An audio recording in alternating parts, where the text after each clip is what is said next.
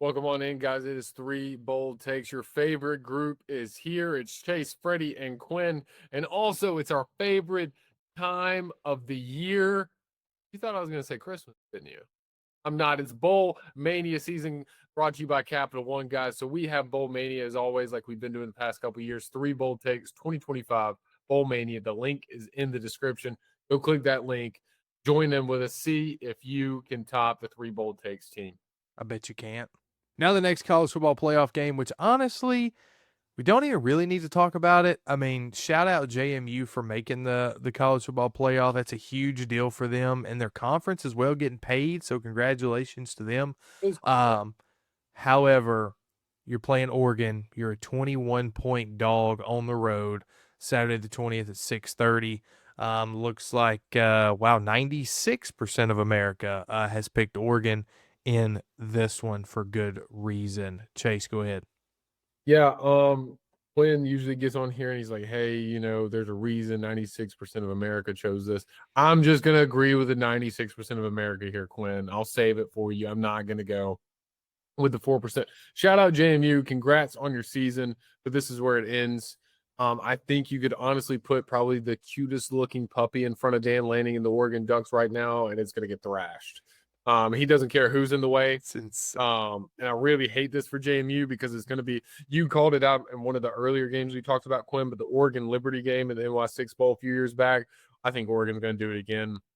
I think you're going to see 35, 40 points put up on the board and JMU very limited. They also lost their coach who went to UCLA.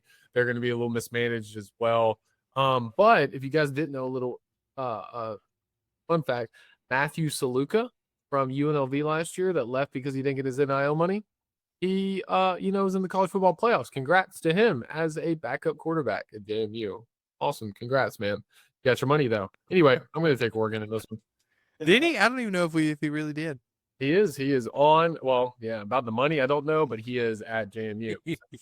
I'll say this: their coach is coaching him through the play. Is he? Yes. Let's go. Is. So both Summerall and the coach at JMU are hanging through. Little fun fact for you. BCS started with the 1998 season. What I call the major postseason was a BCS bowl game or a national title.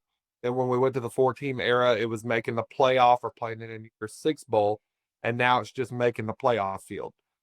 James Madison will be the first Sun Belt team to ever make the major postseason. And they're the youngest Sun Belt team.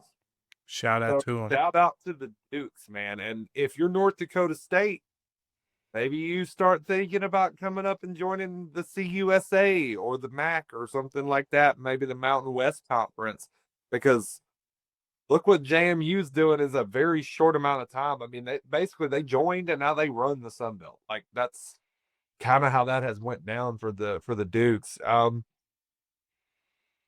Now, enough fun. Y'all remember Oregon, Oklahoma State in week 2? Yeah. Yeah, that's gonna happen again. Oh. No. I mean, I'm just telling you the trick. Chase is completely correct. Like you could put just 12 of the most adorable little baby steals in front of Dan Lanning's team, and they would butcher them right. National and laugh while they do it. Like that man's psychotic. They're not going to take any prisoners. Here's the one thing that's going to save JMU from complete and total, like Oklahoma State or the Liberty example, complete and total annihilation, is when Oregon jumps on them 28-0 in the first quarter, they're going to pull off, start doing just practice reps, and get ready for the Texas Tech game. That's realistically what, and I feel bad for Tech because Oregon's essentially getting a warm-up scrimmage game knowing they're going to play you next. They're not get that. They're going to go through the motions of saying they're respecting their opponent, and no, they're not. Yeah. This is a warm-up game to get ready to play Texas Tech, and Texas Tech is going to come into that game cold. Watch out, Red Raiders, because you got a very unlucky draw in this one. Give me the Ducks to win this.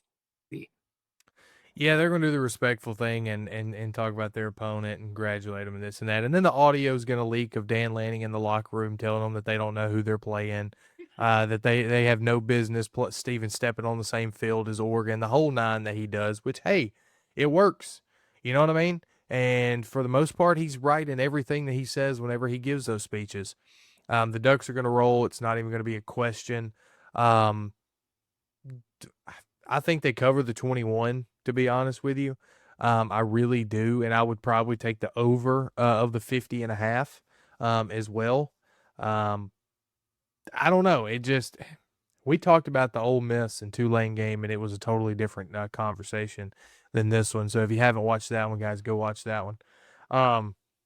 It's not going to be close. I think this may prove that, or this may start the conversation of allowing a max of one Group of 5 team that gets in unless they're ranked in the top 12 already. I don't know. It's an interesting conversation, but yeah, sorry, JMU. Congratulations for making it, but not going to happen.